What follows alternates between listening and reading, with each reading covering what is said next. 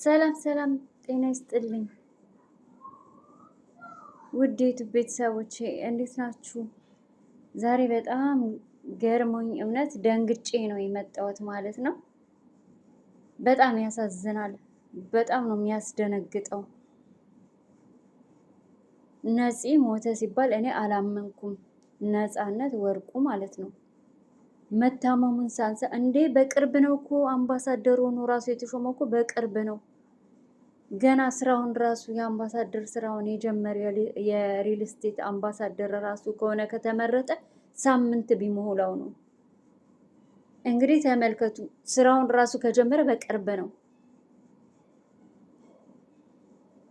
እውነት ታማማሙት ቀረ ማለት ነው። በጣም ነው የሚያስደነግጠው።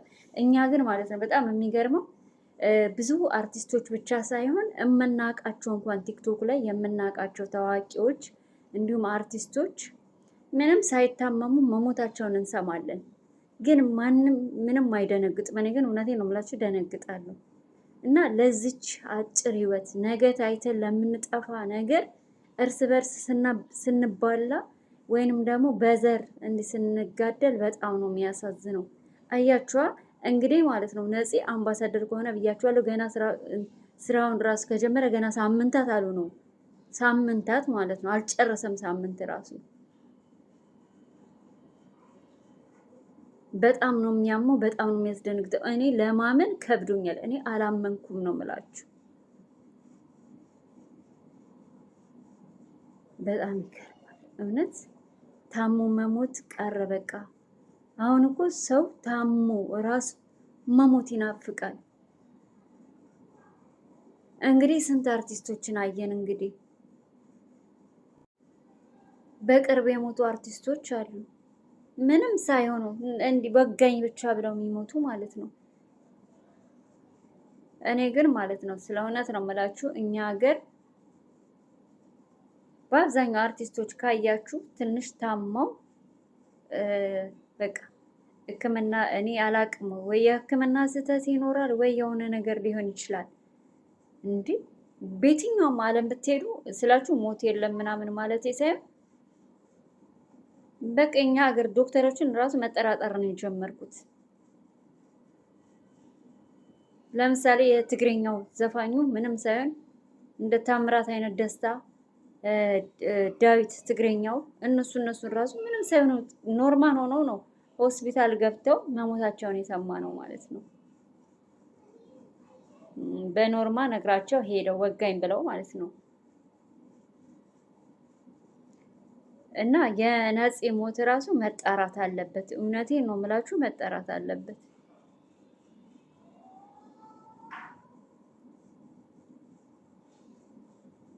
በጣም ነው የሚያሳዝነው። አሁን እኛ ከዚህ ምንድን ነው የምንማረው እንዴ? አንዳንዴ እኮ ሞት ራሱ በጣም እኮ ነው የሚያስፈራው። እንዴት አይተን ነገ እውነቴን ነው አንዳንዴ ሀብት ንብረት ምን እኮ ኃላፊ ጠፊ ነው። እውነቴን ነው የምላችሁ። በቃ ሁሉ ነገር ያስጠላችኋል አሁን ላይ ማለት ነው። ባለን ራሱ እኛ ባለን እድሜ መልካምና ጥሩ ነገር ሰርተን ካለፈን ራሱ እድለኞች ነን። ምክንያቱም በቃ አይታወቅም፣ ሞት መቼ እንደሚመጣ አይታወቅም። እንዲህ ቁጭ ብለን እኮ ልንሞት እንችላለን። አይታወቅም። ሞት ቀጠሮ የለውም።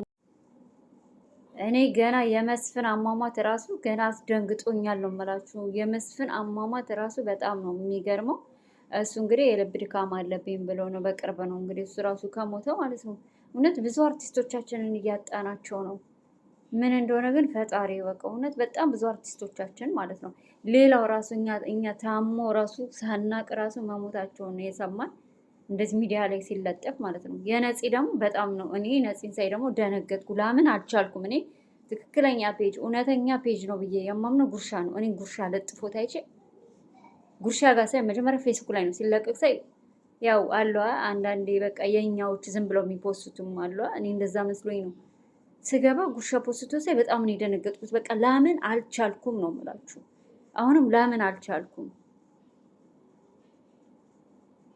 በጣም ነው የሚያሳዝነው። እኔ አላቅም ብቻ ለልጆቹ ለቤተሰቦቹ እውነት እንዲሁም ለአድናቂዎቹ ጽናቱን ይስጣቸው ነው የምለው።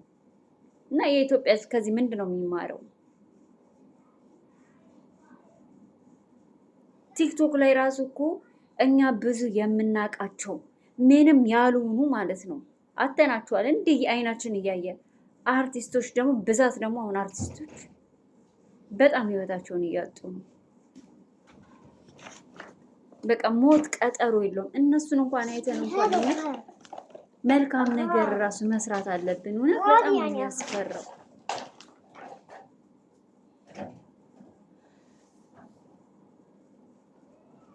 እውነት በጣም ነው የሚያመው። እኔ ላምን አልቻልኩም ነፂ፣ እኔ ላምን አልቻልኩም። እውነቴን ነው የምላችሁ።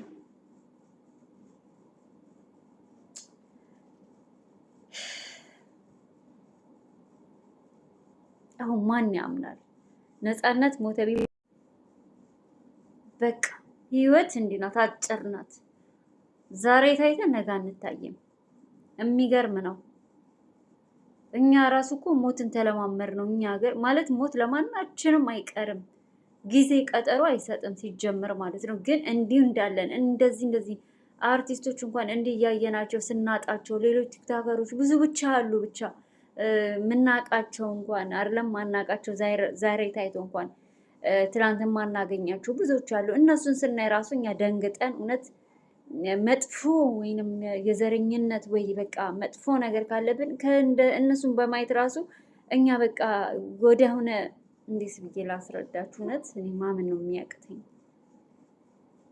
ምን እንደምላችሁ አላውቅም። እውነት በጣም ደንግጫለሁ ነጽዬ፣ እኔ ላምን አልቻልኩም። እውነት ማን ያምናል? ማን ያምናል? ስራውን ራሱ ገና እኮ ነው በቅርብ አንድ ሳምንት አልሞላውም እኮ ነው የምላችሁ። አምባሳደርነት ከተመረጠ ራሱ አንድ ሳምንት። ኢቢኤስ ላይ ራሱ እኮ በቅርብ ነው እሱ የገባው፣ በቅርብ ነው ኢቢኤስ ራሱ። በጣም ነው የሚያሳዝነው እውነት።